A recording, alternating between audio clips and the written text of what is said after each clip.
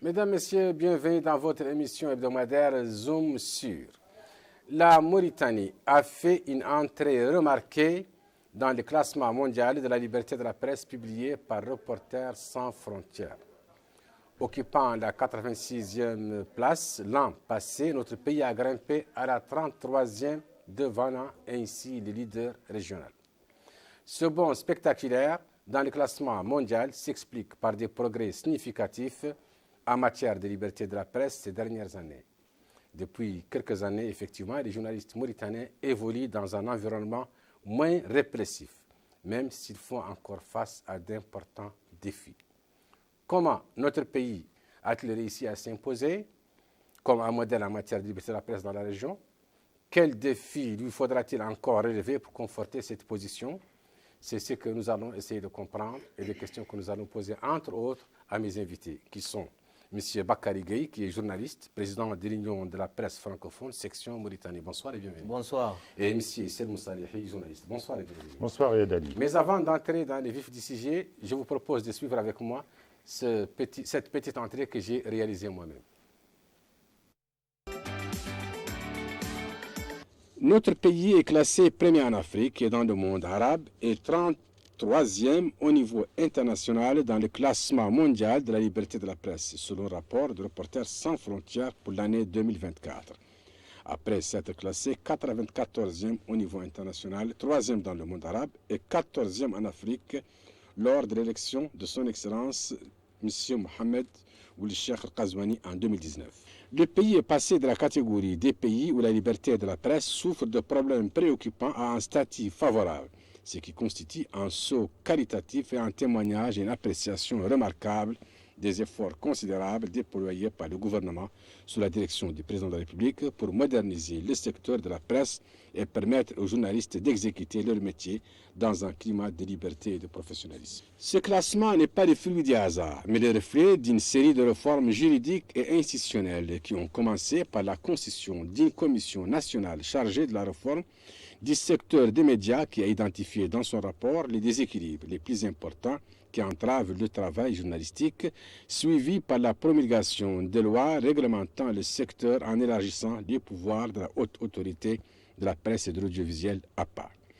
D'autres mesures vont dans ce sens, comme l'adoption du décret sur les services de presse électronique, la loi sur les journalismes professionnels, la restructuration du soutien public à la presse privée, passée du simple au double, l'amélioration des conditions des journalistes dans les institutions médiatiques publiques, dans le respect de la diversité et l'élargissement du champ de liberté et la croissance de l'espace audiovisuel avec 2 licences pour des chaînes au cours de ces 2 dernières années.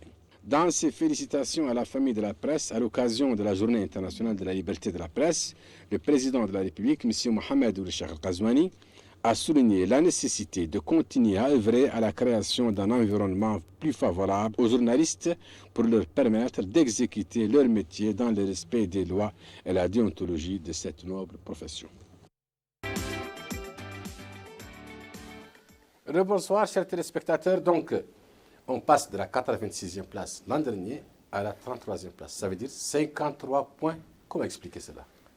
Merci beaucoup Yadali. Je crois que vous avez bien campé le décor dans le reportage. Effectivement, il s'agit en tout cas d'un saut qualitatif, comme vous l'avez si bien dit. Et effectivement, ce n'est pas le fruit du hasard, parce que cette place de la Mauritanie s'explique en tout cas par plusieurs facteurs. Et le classement est d'autant plus valeureux que c'est un classement qui émane d'une institution comme Reporters sans frontières, qui est une institution vraiment de référence en la matière, parce que son rapport pratiquement fait autorité au niveau mondial. Et donc, le fait que la Mauritanie ait eu vraiment ce classement-là est quelque chose d'historique, je dirais, parce que tout simplement, le premier pays africain classé après la Mauritanie, c'est pratiquement le Sénégal, qui est à la 94e place. Un pays comme le Sénégal qui est une référence dans le domaine de la liberté de la presse. Donc c'est dire que vraiment cette place-là est une place en tout cas qui est fortement appréciée par en tout cas la famille de la presse, par la Mauritanie de manière générale. Et donc elle fait suite en tout cas à une batterie d'actes qui ont été posés donc des réformes qui ont été inspirées par la commission de la réforme de la presse dont vous avez parlé, qui a été instituée en 2020 par le président de la République. Et donc, le critère également de l'apaisement politique a beaucoup joué, parce que c'est un critère qui est pris en considération par Reporters sans frontières. On sait que le pays a connu vraiment un apaisement donc, sur le plan politique, et vraiment, ça a été vraiment quelque chose de très important, et cela, en tout cas, a permis un peu à la presse de pouvoir, en tout cas, pratiquement se développer et puis franchir des pas importants donc, qui ont été pris en compte dans ce classement de Reporters sans frontières. Issa Elmou, 53 points, c'est quand même, ce n'est rien comme disait l'autre. Oui, c'est un bond en avant, un bon qualitatif, qui est décerné à la presse mauritanienne, qui est décerné aussi à la gouvernance de la presse d'une manière générale. Il revient à un ensemble de facteurs. Le facteur principal, c'est le climat de dialogue, d'ouverture, de concertation avec tous les acteurs de la scène nationale, dans leur diversité et dans leurs différences, dans le respect mutuel de réciproque. Il s'agit là d'un climat qui est instauré, d'une gouvernance qui est instaurée avec l'avènement du président de la République, Mohamed Michel Ghazouani.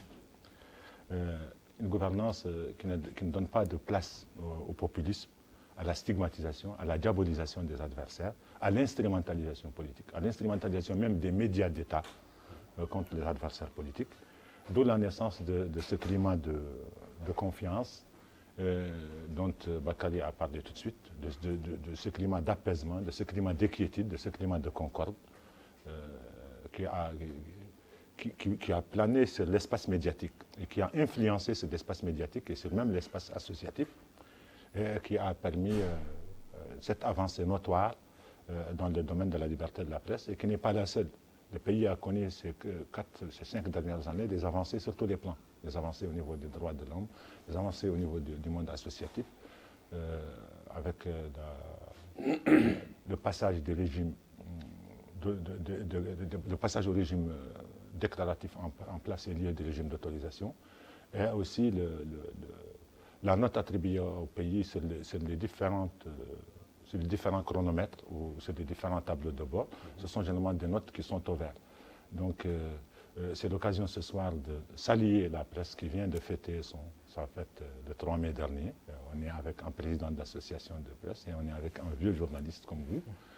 C'est l'occasion de les féliciter pour cela, d'autant plus qu'il émane de la référence mondiale dans le domaine de la liberté de la presse. Il émane de Reporters sans frontières, sur laquelle aucun État ne peut exercer une influence. Si des États pouvaient exercer une influence, les États-Unis ne seraient pas aussi mal notés.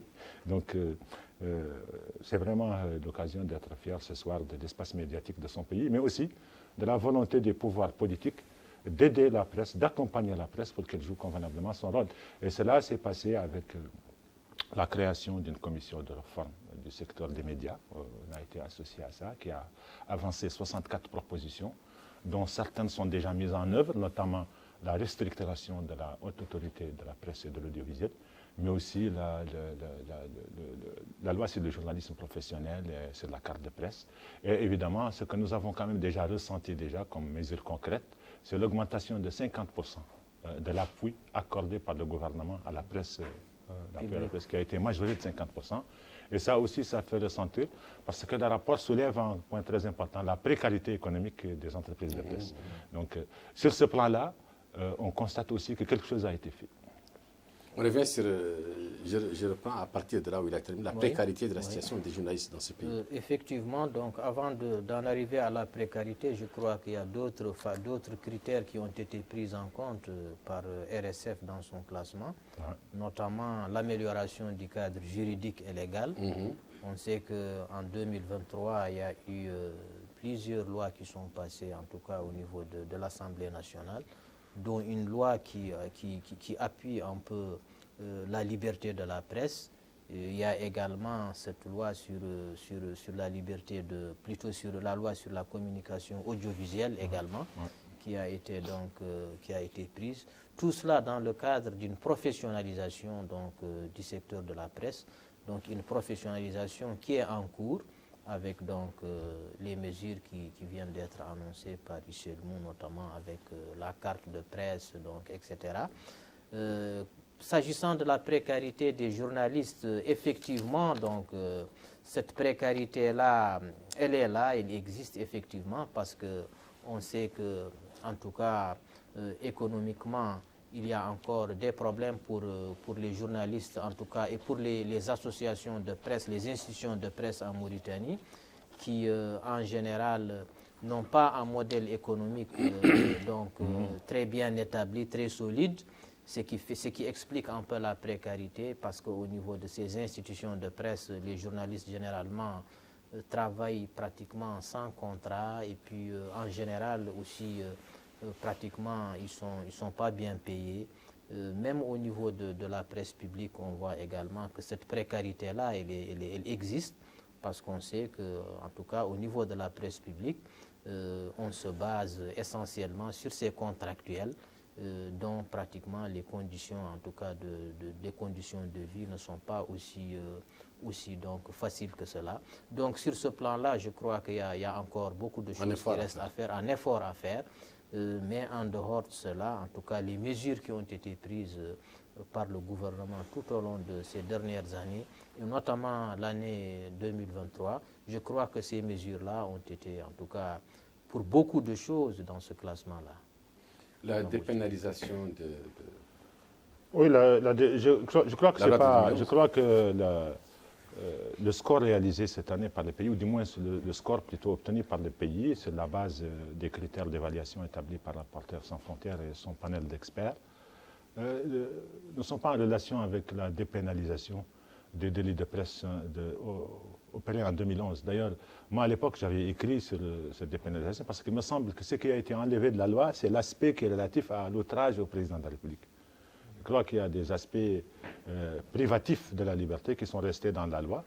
Et puis, il faut se demander pourquoi Reporters sans frontières parle de 2011, d'une dépénalisation de la presse en 2011. Oui, je sais qu'ils ont souligné dans 2011, comme si cela a une incidence sur 2024, sur 2023 plus précisément, 12 années après. Il faut se poser la question, pourquoi par exemple, malgré le fait qu'il y ait une dépénalisation d'un aspect des délits, pourquoi, justement, en 2017, on était à la 48e position. En 2016, on était à la 48e position. En 2017, on était à la 55e position. En 2018, on était à la 72e position. Ça, c'est des années qui sont proches de 2011. Donc, du coup, c'est vrai, c'est très important à l'époque, la dépénalisation de certains délits de presse, pas de tous. Ça a joué un rôle important, mais ils ne sont pas les seuls. Il y a d'abord l'aide publique à la presse, mais aussi il y a l'évolution de la presse vers une forme de régulation interne, d'autorégulation, qui a fait que des affaires qui sont traînées devant les tribunaux sont devenues rares depuis un certain temps. Excusez-moi, autorégularisation, est-ce que ce n'est pas synonyme d'autocensure? Absolument, c'est une très bonne question. L'autorégulation, c'est une forme voilà, édulcorée d'appeler ça. Voilà. En fait, c'est l'autocensure, mais on est tous obligés de faire de l'autocensure et de l'autorégulation.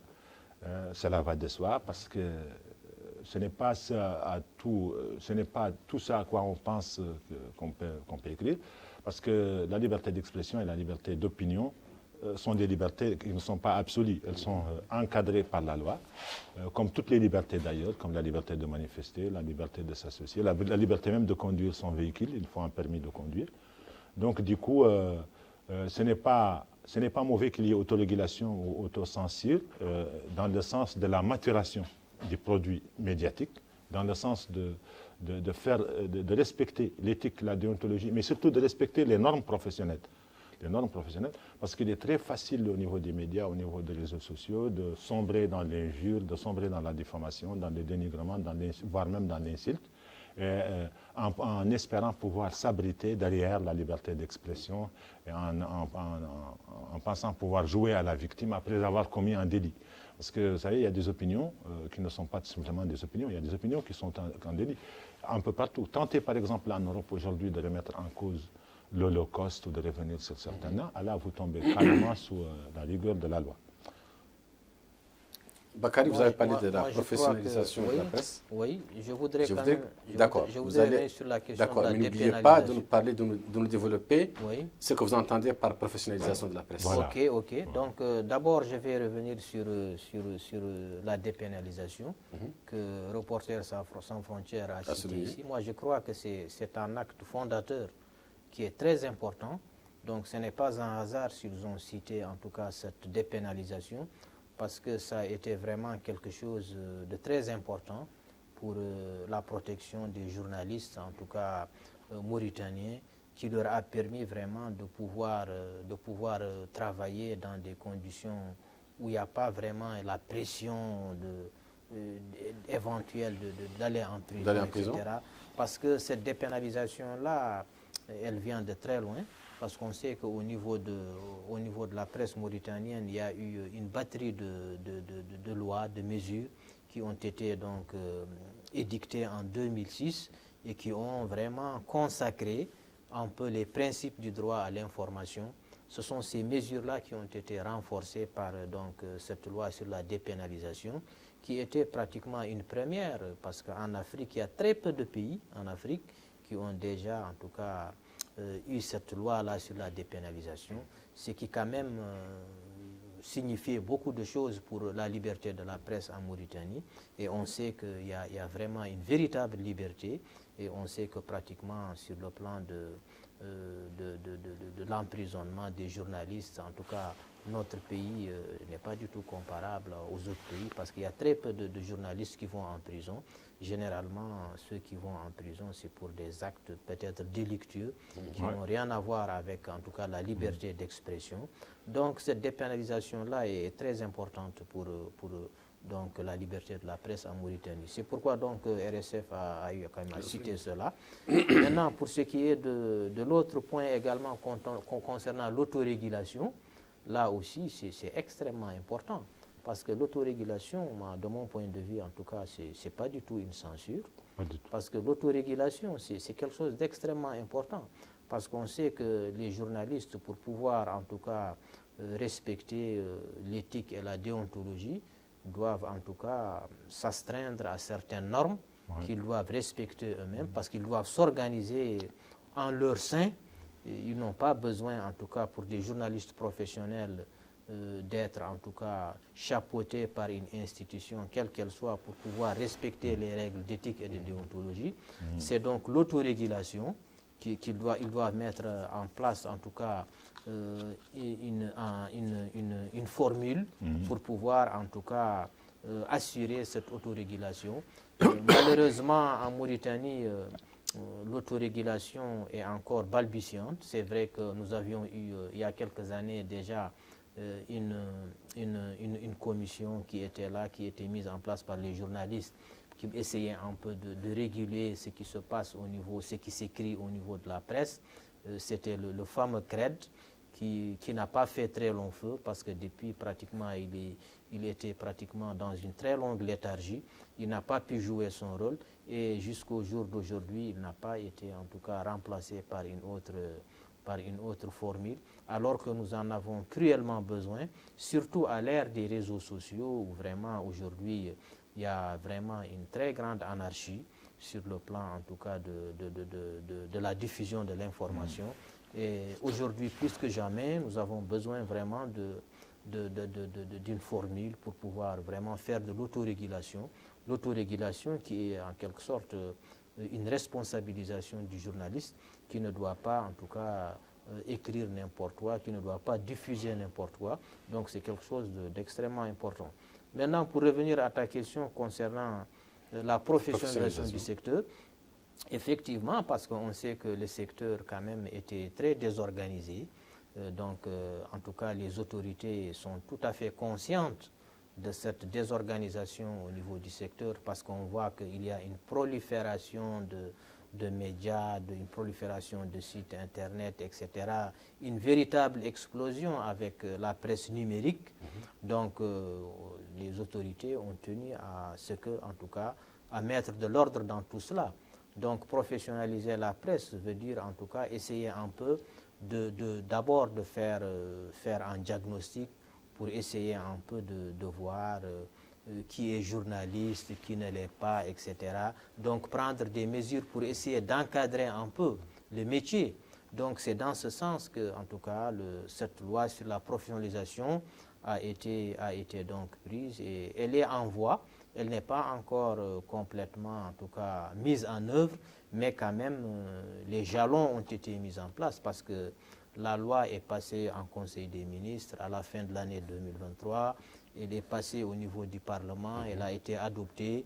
Donc aujourd'hui, on attend sa mise en œuvre qui va permettre un peu d'organiser le secteur qui en a cruellement besoin parce que, vous le savez plus que moi, il y a toujours, en tout cas, cette désorganisation-là qui est là. Et on a vraiment besoin d'une organisation qui sera, en tout cas, encadrée par cette loi sur la presse professionnelle, le journaliste professionnel. Peut-être que c'est quelque chose à ajouter à propos de la professionnalisation de la presse. Je rappelle aux téléspectateurs que le CRED, c'est le Comité pour le respect de l'éthique et de la déontologie. Vous êtes l'un de ses fondateurs. Il faut qu'on rappelle ça quand même. Oui, quand même. Voilà.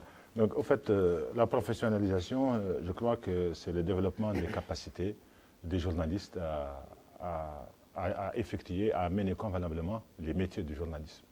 C'est-à-dire avoir dans les rédactions des journalistes qui sont capables de rédiger des informations. Aujourd'hui, vous avez un très grand problème avec l'information. Que vous allez sur les réseaux, que vous allez sur les médias classiques, à des rares exceptions, ou que vous allez sur les réseaux sociaux, vous avez un énorme problème avec l'information. Parce que vous avez par exemple une information où vous avez par exemple le qui et le où. Mais vous n'avez pas le pourquoi, ni le comment, ni le quoi. Donc du coup, il y a aujourd'hui un très grand problème avec l'information. Et la professionnalisation, c'est avoir dans les rédactions des journalistes. Vous savez, il ne faudrait pas que l'on s'éloigne un peu trop. La presse, c'est les journalistes. Ce n'est pas les équipements, ce n'est pas les moyens. Ce n'est pas les caméras, c'est pas la ressource humaine. C'est la ressource humaine, c'est le journaliste. Je dis bien le journaliste, c'est quoi? Le journaliste, c'est celui qui peut rédiger une information. Une information, elle répond à des critères. De qui, le comment, le où et le pourquoi. Et là, quand on est dans le genre bref, mais aussi le journaliste, c'est celui qui a une idée des genres journalistiques. Qui a une idée de comment se réalise l'interview, de comment se fait l'enquête, de comment se fait le reportage. Et voilà, donc ça, ce sont des genres de comment se fait aussi, évidemment, des articles d'opinion dans lesquels le journaliste doit avoir son opinion et doit s'ouvrir aux opinions des autres. Et là, quand on parle de presse écrite, mais aussi, aujourd'hui, c'est plus figé. L'image et le son sont venus s'ajouter à la production médiatique. Aujourd'hui, une production médiatique qui n'associe pas et la qualité de l'écriture, et la qualité de l'image, et la qualité du son, voilà, c'est pas franchement, voilà, donc ça risque de rester sur les étalages sans être vendu. Donc, la professionnalisation, c'est ça, c'est former les journalistes à pouvoir couvrir convenablement, à pouvoir respecter les normes journalistiques, à pouvoir produire des produits médiatiques. La décadence de la presse écrite et de la presse en ligne, c'est essentiellement d'abord un problème de contenu. Nous, on s'est dit, bon voilà, le gouvernement ne nous aide pas suffisamment, le marché publicitaire, les réseaux de distribution, mais on ne se pose pas des questions. Est-ce que nous-mêmes, nous produisons des contenus compétitifs que les compagnies aériennes vont venir acheter, que les grandes surfaces, les grands magasins vont, que les grands hôtels vont se dépêcher tôt le matin à l'imprimerie pour l'acheter parce qu'ils veulent servir leurs clients. Donc, il y a un effort à faire au niveau de la professionnalisation pour qu'il y ait un véritable contenu journalistique.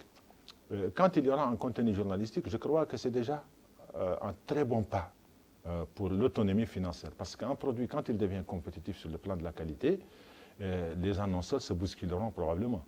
Le gouvernement voudrait probablement mettre plus la main dans la poche. Les partenaires aussi seront... voilà. Donc, il y a un effort, effectivement, la professionnalisation, c'est d'abord ça, c'est la qualité du travail journalistique. Donc, il faudrait que et le gouvernement et les associations de presse, et on en profite ce soir parce qu'on a le président, notre président, nous deux, Bakary, de la presse francophone, pour qu'il intensifie les campagnes de formation, de remise à niveau des anciens journalistes, parce que les anciens journalistes, s'ils sont dans la presse écrite, voilà, donc ils doivent s'adapter à écrire pour le web, parce qu'écrire pour le web, c'est différent qu'écrire pour le journal papier, comme on dit. Écrire aussi pour l'image, c'est différent. Donc, mais aussi, ils doivent développer leurs capacités en matière de logiciels de montage et en matière, évidemment, de graphisme. Ça, ce sont des choses qui deviennent aujourd'hui nécessaires et qui sont en grande partie responsables du recul de la production médiatique, du peu d'engouement manifesté par les annonceurs et manifesté aussi par les partenaires.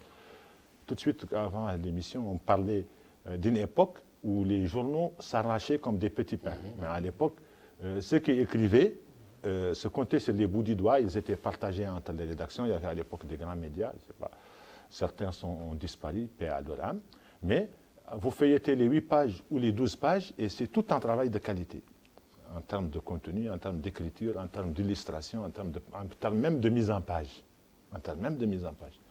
Et les premiers aussi sites Internet avaient créé un vrai engouement. Donc aujourd'hui, vous avez la blogosphère, vous avez les plateformes sur les réseaux sociaux, vous avez les sites Internet classiques qui se maintiennent. Et là, il faut rendre hommage aux médias qui ont pu se maintenir, avec le retrait. Il faut peut-être faire son deuil sur la presse écrite pour le moment. Mais là, c'est un ensemble de facteurs, c'est l'absence de la qualité, mais aussi l'absence de la distribution, parce que je crois qu'on n'a pas pu faire une messagerie, je me rappelle bien, on n'a pas pu faire une messagerie en dehors de Nouakchott, on n'a pas pu faire et une messagerie, c'est quoi? C'est une entreprise qui prend les journaux à l'imprimerie et qui les distribue un peu partout à l'intérieur du pays. Donc, ça a tué la presse papier. Parce que quand le lecteur n'achète pas, quand l'annonceur n'annonce pas, voilà, donc on ne va pas continuer à se fatiguer. Nous tous, Dadi, excusez-moi, à l'époque, il y avait des tentatives de création de messageries. Oui, il y avait MAPCI et l'autre qui était... Oui, ce sont des... Mais n'ont pas vraiment réussi. Oui, parce que je me rappelle une fois, on était dans une rédaction, on avait dit que le rayon de distribution, c'est 2 km. C'est-à-dire les vendeurs à la criée, ils sont sur un espace, voilà, de Nourta Sakhina jusqu'à, voilà, donc, ou peut-être de, je sais pas moi, de la Société Générale jusqu'à, donc, c'est là où on voyait les vendeurs à la criée. C'est pas normal. C'est pas normal que quand vous vous réveillez le matin dans un pays où il y a une presse, que vous ne voyez pas le vendeur à la criée. Il doit faire partie du décor comme le vendeur du pain ou le vendeur de la menthe. Donc c'est pas normal. Donc est-ce que le problème n'est pas en nous? Est-ce que nous, en tant que journalistes, on n'a pas échoué à faire des produits compétitifs? Il faudrait aussi qu'on ait un peu d'humilité, qu'on soit beaucoup modeste. On fait l'autocritique, surtout avec le recul. À l'époque, on n'allait pas accepter parce qu'on se prenait pour... Mais maintenant, avec le temps, il faut... Mais en plus de cela, il y a eu la concurrence du numérique qui est venue. Le numérique, il vous dit, bon tiens, on va se débarrasser de la paperasse des papiers, des contraintes de l'imprimerie, des contraintes de la distribution, de la recherche des annonceurs, de l'absence de la matière, de la ressource humaine, de l'ingénieur du journal, qui est le journaliste, pas quelqu'un d'autre, qui est le journaliste, celui qui a sa caméra, qui est dans la rue, qui parle avec sa nagra, qui recueille les témoignages, qui vérifie l'information, qui soumet son texte à son secrétaire de direction et à son rédacteur en chef, qui a avec lui une discussion responsable, une discussion professionnelle, donc loin des règles de soumission ou des règles de domination. Dans les rédactions, ça doit être comme ça. Il faut pouvoir convaincre le journaliste parce que c'est quelqu'un qui a des opinions, qui a des idées, qui a des convictions. Donc, face à tout cela, il y a eu maintenant le défi du numérique qui est venu. Bon, aujourd'hui, n'importe qui, voilà, en 4 clics, peut avoir un site internet et devenir journaliste, ou en 4 clics, avoir ce qu'on appelle Minassa Raqamiyya. Je pense que sa traduction doit être plateforme numérique. Et là, le produit médiatique a changé. Il suffit de faire des lives, d'écrire 2 ou 3 phrases, de faire un album photo et hop, Quand vous jugez avec l'interaction qui est faite, voilà, vous pensez que vraiment ça a produit son effet. Mais quand vous jugez la consistance du produit médiatique lui-même, voilà, il n'y a rien. Il y a rien. Mais voilà, donc le lecteur est devenu aussi beaucoup moins exigeant. Il se suffit aujourd'hui de 2 phrases et d'une photo. À l'époque, il fallait vraiment lui expliquer tout. Donc là aussi, il faut faire avec. Il faut évoluer vers le numérique. Il faut évoluer vers une presse en ligne. Sauf que là, cet inconvénient-là, c'est que il faut aussi avoir des revenus pour subsister. Aujourd'hui, beaucoup de médias sont en train de vendre l'information en ligne. C'est le modèle de Mediapart, par exemple, et pratiquement tous les médias français aujourd'hui, et même Jeune Afrique. C'est-à-dire que l'information, voilà, il faut payer pour y accéder. Et ici, en Mauritanie, la presse en ligne n'a pas évolué vers ce modèle économique. Et pourtant, c'est un modèle économique qui est développé un peu partout. L'information est devenue une denrée. Une denrée qui se vend. D'autant plus que le journaliste a fourni de grands efforts pour y parvenir et c'est normal qu'il soit rémunéré pour la sueur de son front. Bakary, Selma a souligné un point qui me semble important, c'est celui du défi du numérique. C'est-à-dire que les professionnels de la presse, c'est-à-dire ceux qui attendent de faire des explications des analyses, il y a un choc, par exemple, la route Nouakchott-Rosso, il est annoncé par un blogueur ou par n'importe qui sur Facebook, un accident de la circulation PK55. Les lecteurs suffisent de savoir que c'est à nous, en tant que professionnels de la presse, d'expliquer les causes, les conséquences, etc. Est-ce qu'il n'y a pas, on n'a pas failli à notre mission nous-mêmes? Effectivement, aujourd'hui, quand même, il faut le reconnaître, le journaliste n'a plus le monopole de l'information. Ça, quand même, c'est une donnée avec laquelle, dorénavant, en tout cas, les journalistes doivent composer. Parce que, comme l'a souligné Isselmou, vraiment, avec l'explosion de la blogosphère, avec le numérique, donc pratiquement, tout le monde est pratiquement devenu journaliste. Aujourd'hui, on parle du journalisme citoyen, donc toute personne qui a son smartphone, qui produit de l'information est considérée comme étant un journaliste, bien que ce n'est pas du tout aussi simple que cela, parce qu'on sait que l'information est un produit quand même qui doit être fabriqué, qui doit être vraiment un produit sûr avant qu'il ne soit diffusé. Donc le grand danger avec cette presse numérique-là, c'est un peu cette désinformation vraiment qui monte en flèche et qui, en tout cas, est très destructrice. Ce qui fait que, en tout cas, le journaliste, en tout cas, quel que soit ce développement, en tout cas, de l'information numérique, le journaliste demeure aujourd'hui la seule référence, en tout cas, sur laquelle on pourrait se référer pour pouvoir avoir de la bonne information. Et comme l'a dit Isselmou, je crois que ce n'est pas simple, en tout cas, d'être un professionnel de l'information, parce que ça demande quand même une formation, ça demande une expertise. Il faut savoir, en tout cas, maîtriser les différents genres journalistiques. Il faut savoir rédiger une information qui répond à certains critères. Voilà. Et ce n'est pas donné à n'importe qui. Quand on n'est pas journaliste, on ne peut pas produire une information, en tout cas une information qui soit vraiment une information de qualité, une information crédible, une information qu'on pourrait diffuser pour un public. Parce que le danger, c'est un peu induire les gens dans l'erreur, ce qui se produit malheureusement aujourd'hui. Et donc, vraiment, le grand défi aujourd'hui, c'est vraiment le défi de la formation des journalistes, qui doivent en tout cas être vraiment, avoir une remise en tout cas à niveau et être vraiment accompagner ce développement fulgurant de l'information. Donc aujourd'hui, nous avons en tout cas à faire face en Mauritanie à ce grand défi. Donc de la formation des journalistes, parce que de plus en plus on voit que pratiquement la production est de moins en moins de qualité et pratiquement il y a de moins en moins de production même de mauvaise qualité, parce que pratiquement on produit très peu. Donc avec la presse numérique, pratiquement ça incite un peu à la paresse, parce que il suffit de faire une petite vidéo ou de prendre une petite photo et puis de mettre un petit titre et puis voilà, le tour est joué. Alors qu'en réalité, c'est pas ça, c'est pas de l'information. L'exemple que vous avez donné, par exemple, le fait par exemple que quelqu'un puisse en tout cas documenter un événement, un accident qui s'est passé sur la route et puis le lancer comme ça alors qu'on ne sait pas les tenants et les aboutissants. Franchement, ce n'est pas de l'information. Parce qu'une information doit répondre, comme l'a dit Selmou, aux 5 questions. Voilà. Les 5 V, comme on dit dans notre jargon. Tant que l'information, tant que l'une de ces questions-là manque, on ne considère pas que c'est une information. C'est une rumeur. C'est une rumeur, ce n'est pas de l'information. Ce qui fait qu'aujourd'hui, vraiment, il y a une prolifération de rumeurs. Tout cela, en tout cas, du fait tout simplement... Excusez-moi de vous interrompre, mais juste de vous poser la question, aussi bien à vous qu'à Selmou, à qui la faute? En fait, à qui la faute aujourd'hui? Aux journalistes, à ceux les journalistes en herbe, ou à l'État, ou aux autorités de régulation, etc. En fait, je crois que chacun a sa part de responsabilité quand même, parce qu'on ne peut pas jeter l'anathème sur une partie et laisser les autres.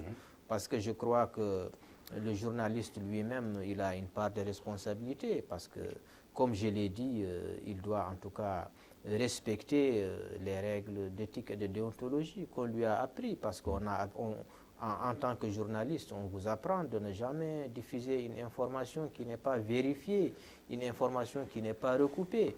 Donc une information qui émane d'un journaliste doit toujours être une information vraiment sûre, vérifiée. Maintenant, on ne peut pas avoir prise sur les non-journalistes, parce qu'avec la liberté qu'il y a eu, l'excès de liberté même, je dirais, n'importe qui peut se permettre de diffuser de l'information. Et aujourd'hui, on peine à pouvoir un peu réguler ce flux d'informations.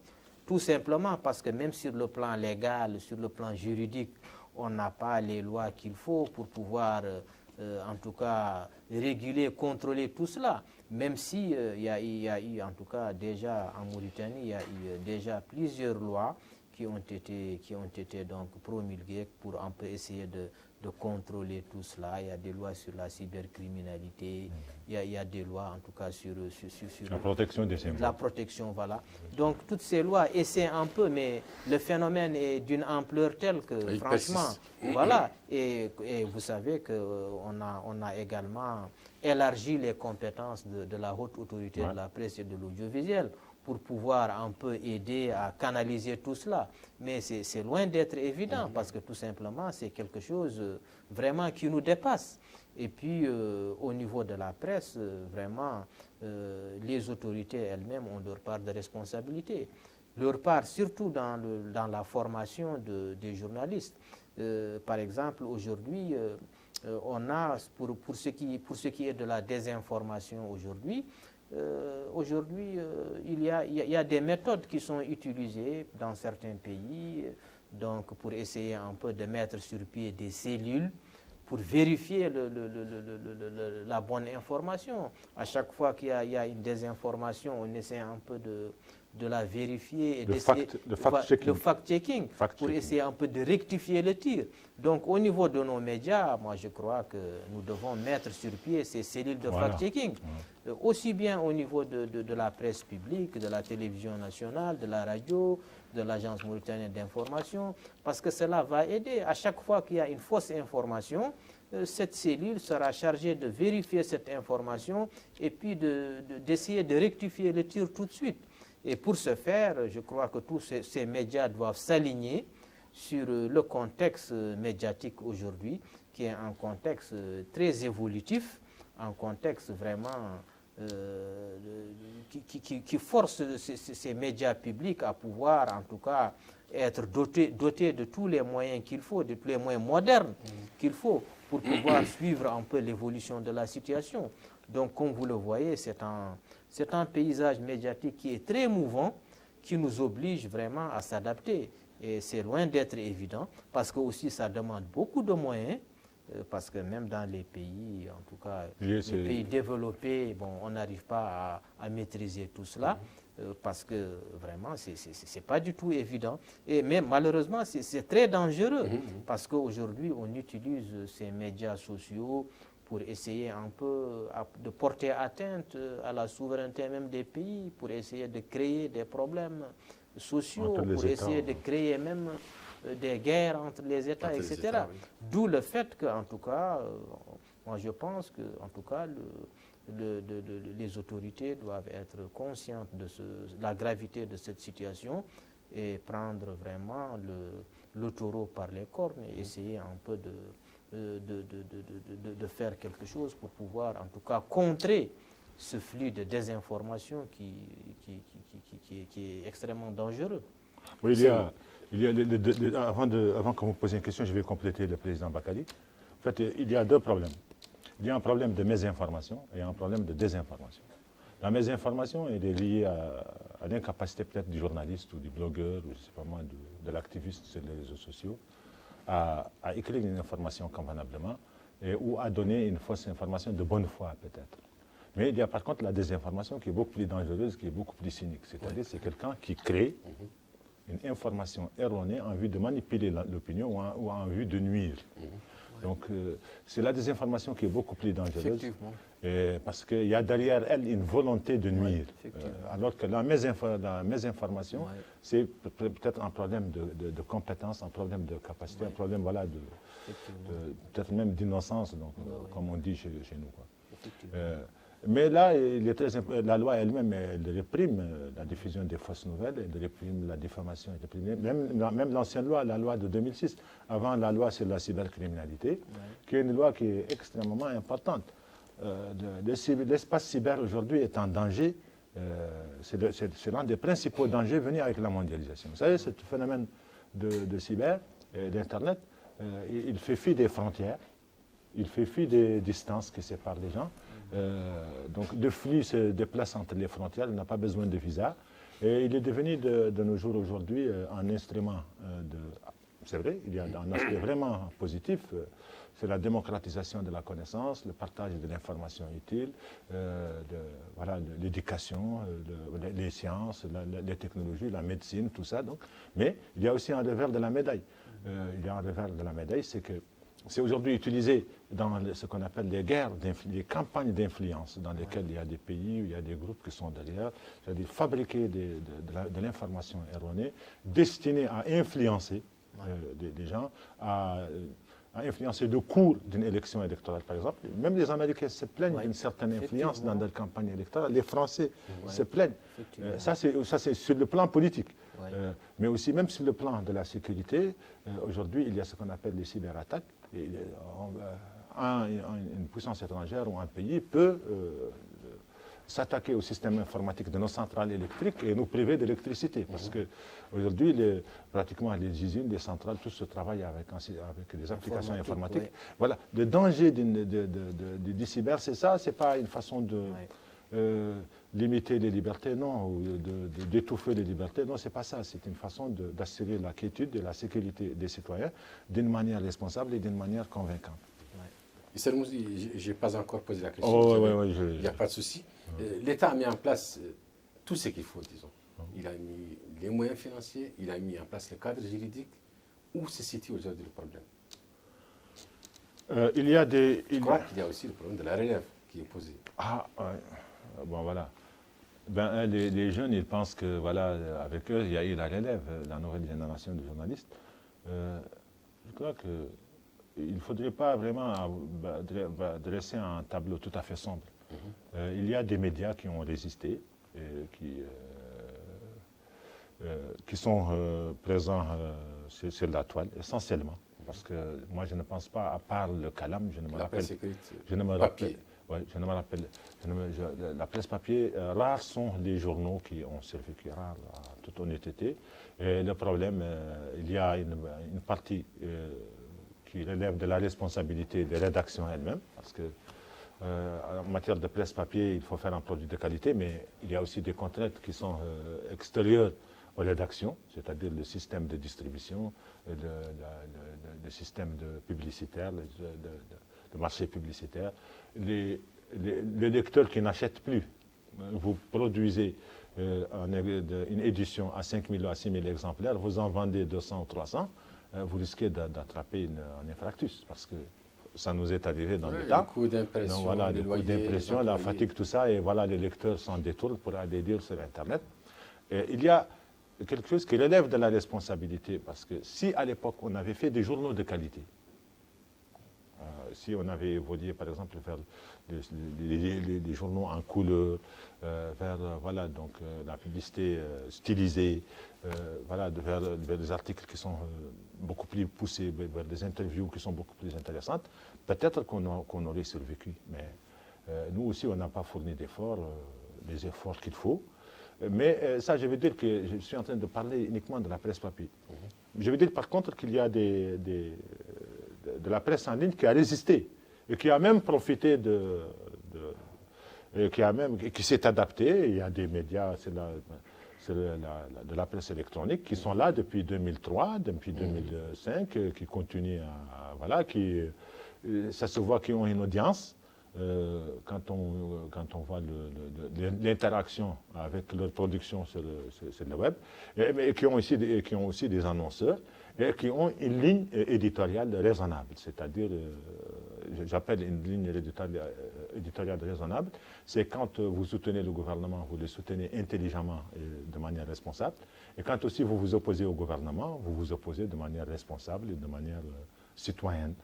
C'est-à-dire en critiquant les programmes, en critiquant des résultats, en critiquant des bilans, et en épargnant la dignité des personnes et en se refusant à faire de la désinformation pour nuire ou à fabriquer de l'information pour nuire.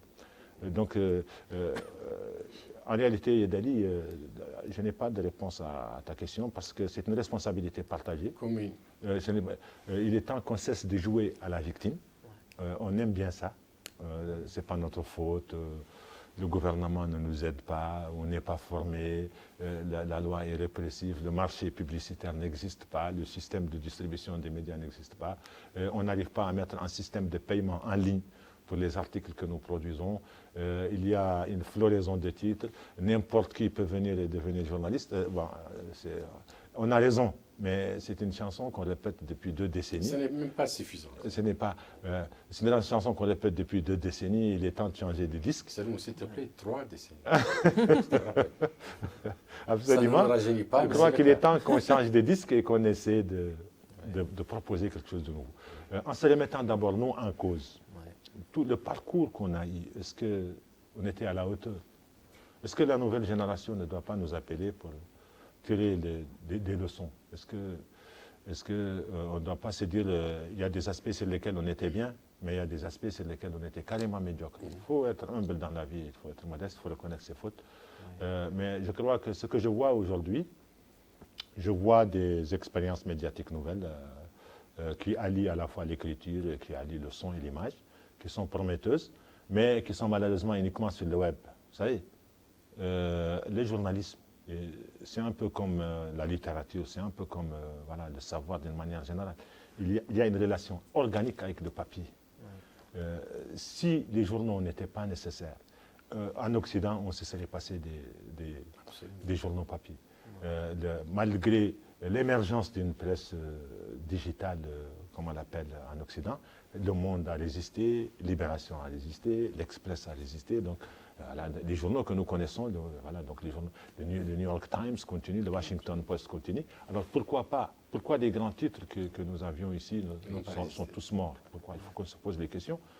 On a une part de responsabilité, le gouvernement a une part de responsabilité, et il faudrait, dans le cadre de la réforme, essayer de ressusciter, d'aider à l'émergence d'une nouvelle presse qui rappelle la presse du début des années 2000, qui était une presse de qualité, mais aussi accompagner des nouveaux projets pour qu'il se professionnalise davantage et pour qu'il y ait une presse papier. Un pays a besoin d'une presse papier. Aujourd'hui, les titres sont rares, ils ne sont pas. Il y a l'apparition est irrégulière, les hebdomadaires sortent une fois par mois, les quotidiens sortent une fois par semaine, les périodiques sortent très rarement, et il y en a qui ont carrément disparu.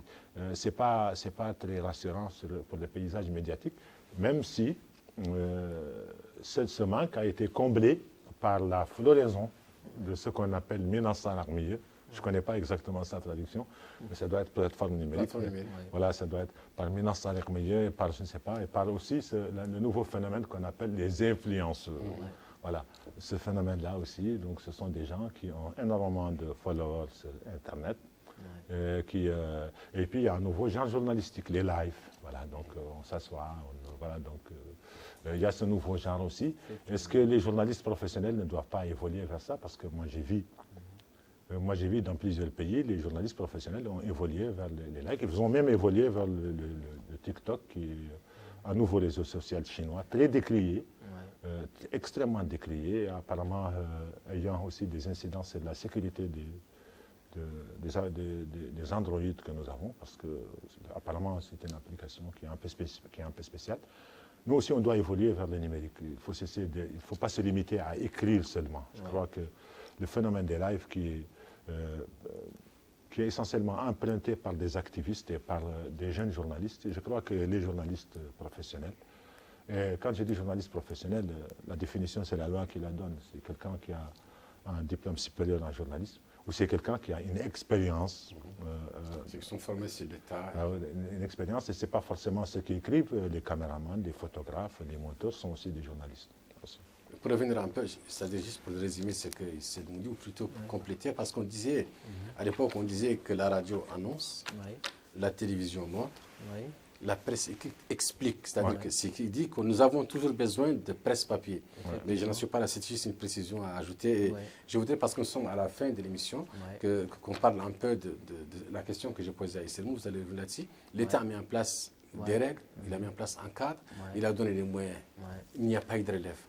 Moi, je crois que je vais abonder dans le même sens qu'Isselmou, qui a bien décrit, qui a bien diagnostiqué la situation. Effectivement, en tout cas, toutes les conditions sont réunies aujourd'hui pour qu'on ait en Mauritanie une presse vraiment bien développée, parce qu'effectivement, sur le plan juridique et légal, les lois sont là. Et puis, il y a la liberté donc, qui est consacrée également par ces lois-là. Donc, ce qui manque un peu, moi, je crois que l'élément manquant, c'est l'élément essentiel, c'est la ressource humaine. Moi, je crois qu'on ne peut pas faire une presse sans journalistes. Absolument. Et aujourd'hui, le grand problème, c'est un peu ça. Et il y a ce problème de la relève, effectivement, qui se pose, effectivement, qui se pose d'ailleurs avec beaucoup d'acuité. Et je crois que sur ce plan-là, en tout cas, au niveau en tout cas des autorités, je crois que la création d'une école de journalisme devient en tout cas une nécessité absolue. Parce qu'aujourd'hui, on sait que nous avons en tout cas une branche donc, au niveau de l'ENJAM, une branche qui, en tout cas, n'est pas aussi active que cela. De l'ISERI, M. le Président. Voilà, il y a l'ISERI, effectivement, qui forme également. Mais je crois que ce n'est pas du tout suffisant. Nous avons besoin quand même d'une école de journalisme au vrai sens du mot, qui a des modules qui sont calqués sur le système actuel, qui a beaucoup évolué, parce qu'il faut que cette école soit en tout cas calquée sur le paysage médiatique d'aujourd'hui, et qui puisse former vraiment des journalistes de qualité, qui ont une expertise et qui pourraient accompagner donc, les changements qu'on observe aujourd'hui. Et effectivement, pour la presse papier, moi je crois que c'est un peu la démission également des journalistes, la démission tout simplement parce qu'il n'y a plus vraiment un personnel suffisant pour pouvoir en tout cas continuer à animer donc cette presse papier qui est fondamentale. Elle est fondamentale. Parce que vraiment, je dirais que c'est la mère même de la presse. Parce que vraiment, il faut passer par cette presse-là pour pouvoir vraiment se proclamer du journaliste. Et donc aujourd'hui, pourtant aujourd'hui, cette presse-là, les conditions sont vraiment réunies pour que cette presse-là puisse en tout cas continuer à tenir, parce que pratiquement La presse l'impression. papier, La presse papier, parce que l'impression ne coûte plus rien. Oui, mais aujourd'hui, elle est soutenue. sans vous interrompre, mais c'est une impression de médiocre qualité. Oui. Donc, elle va contribuer. L'impression qui existe actuellement, qui est subventionnée, elle se fait dans une imprimerie Heidegger qui date des années 1900. Effectivement, on a besoin de... Tentez, s'il vous plaît, d'aller voir les imprimeries commerciales. Effectivement. Le prix qu'on vous donnera vous découragera. Donc, du coup, voilà. On a besoin quand même... Vous, au niveau des associations de presse, par exemple, vous pouvez voir, chercher des partenaires pour amener des imprimeries. Aussi, le coût de l'impression. C'est vrai, l'impression au niveau de l'imprimerie nationale, les prises en charge en taux élevé, mais le papier de l'imprimerie nationale, la qualité du journal, ça contribue. Je suis désolé de vous interrompre. Effectivement, moi je crois qu'il y a ce problème de qualité, effectivement, est là, mais quand même, je crois que le produit existe et que, en tout cas, je crois que tous ceux qui veulent aujourd'hui, en tout cas, continuer sur cette même lancée de la presse papier, ils ont quand même la possibilité de le faire. Seulement, le problème, c'est un peu ça, c'est le manque de journalistes, de journalistes qualifiés, de journalistes qui produisent. C'est un peu ça, parce qu'aujourd'hui, vraiment, avec les réseaux sociaux, avec l'Internet, pratiquement, on a tendance à dormir sur ses lauriers, pratiquement, on ne produit plus, c'est pratiquement du copier-coller. Et c'est vraiment extrêmement dangereux, parce que les jeunes journalistes, aujourd'hui, vraiment, ils ont cette facilité-là de pouvoir tout trouver pratiquement en produit fini. Et donc, il suffit d'aller sur Google et puis copier-coller. Ce qui fait que malheureusement, il n'y a plus de production. Il n'y a pas un effort. Il n'y a pas un effort vraiment qui est fait pour... Quand on a commencé, il n'y avait pas Internet. Effectivement, avant, il n'y avait pas d'Internet. Tu arrêtes d'interrompre le président. Et je crois que...